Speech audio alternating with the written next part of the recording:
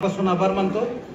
खरं तर हे भूगोलाचे इतके चांगले शिक्षक आहेत ते अशोक मला खूप उशिरा सांगितलंस, कारण आम्ही ज्यावेळी समृद्ध शिक्षक अभियान सुरू केले त्यावेळी समाजशास्त्र विषयाची टीमच तयार झाली नाही। तर नक्की भविष्यात काही तुमच्या मदतीनं करता आलं तर नक्की करू आम्ही आणि तुमच्या ज्ञानाचा उपयोग तालुक्यातील इतर शिक्षकांनाही देऊ। खरं तर BS पाटील सर किंवा त्यांच्या काळात 90च्या दशकाच्या सुरुवातीला ज्या माध्यमिक शाळा उभ्या राहिल्या तर त्यांचे संस्थापक हे काही करोडपती लोक नव्हे।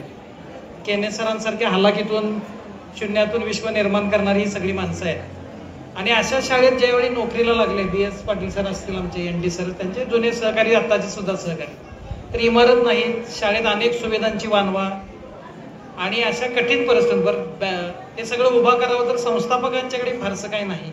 अशा अनेक अडचणीतून लोकांची मदत घेत त्यांनी शाळा उभा केल्या, जसा स्वतःचा संसार उभा करावा। कारण ही सगळी D.Ed. B.Ed. ची माणसं ही काही कुठल्या श्रीमंताच्या घरातली नव्हती, तर अत्यंत लोअर मिडल क्लास मधली ही सगळी माणसं जी या शिक्षण क्षेत्रात आली आणि मग घरचा संसार उभा करावा तसा ह्या त्यांनी शाळा उभा केल्या। मुलांच्या गुणवत्तेसाठी ते झटत राहिले आणि गाव सुद्धा हे सगळं बघत होतं, त्यांची निष्ठा, त्यांचा त्याग बघत होतं आणि गावाला या सगळ्यांच्या बद्दल प्रचंड आदर होता। तुम्हाला सांगतो, आता ही माणसं ज्यावेळी रिटायर होतात त्यावेळी गावात कशी भावना असते माहिती आहे का? जसा एखादा क्रिकेट प्रेमी माणूस मॅच बघावा, ती मॅच जिंकण्याची त्याची खूप इच्छा असावी आणि मग विराट कोहली आउट व्हावा, रोहित शर्मा आउट व्हावा आणि उद्दिष्ट मोठं दिसावं, तसं आता गावकऱ्यांची अवस्था असते की ही चांगली चांगली माणसं रिटायर व्हायला लागलेत आणि आता गावाच्या शाळेचं काय होणार, गावातल्या पोरांचं काय होणार। त्यामुळे अशोकराव, आपली तोरसकर सर, आपली खूप मोठी आपल्यावर जबाबदारी आहे, गावकऱ्यांच्या खूप अपेक्षा आहेत।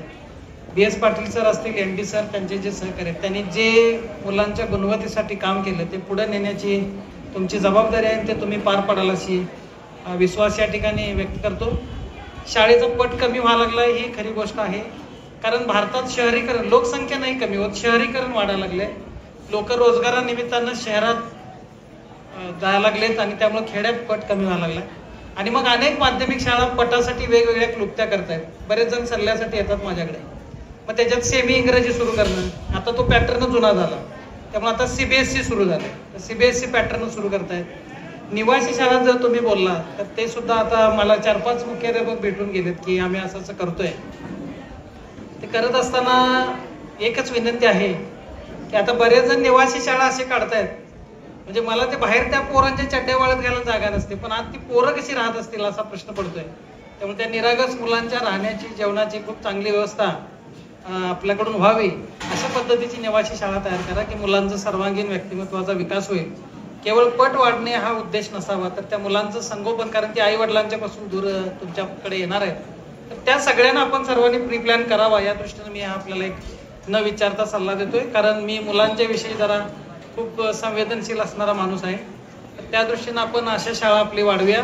नक्की शिक्षण विभाग आपल्याला आवश्यक ते सहकार्य करेल। या ठिकाणी आपण सर्व ND सरांच्या प्रेमापोटी आलोत। ND सरांसारखे शिक्षक प्रत्येक शाळेला लाभावेत, निष्ठेनं ध्येयानं काम करणारे प्रत्येक संस्थेत, शिक्षण संस्थेत माणसं उभारत या शुभेच्छा देतो। आणि ND सर, आपण आपलं कुटुंब, खूप मुलांना आपल्या खूप चांगलं शिक्षण दिलं, आपण ते आता स्वतःच्या पायावर उभे आहेत, आपण सगळ्यांनी खूप आनंदात भावी आयुष्य व्यतीत करावं, समाजाला आणि शाळेला तुमच्या असंच मार्गदर्शन करत राहावं अशी एक शुभेच्छा या प्रसंगी अपेक्षा व्यक्त करतो। तुम्हाला खूप खूप शुभेच्छा देऊन थांबतो। जय हिंद, जय महाराष्ट्र।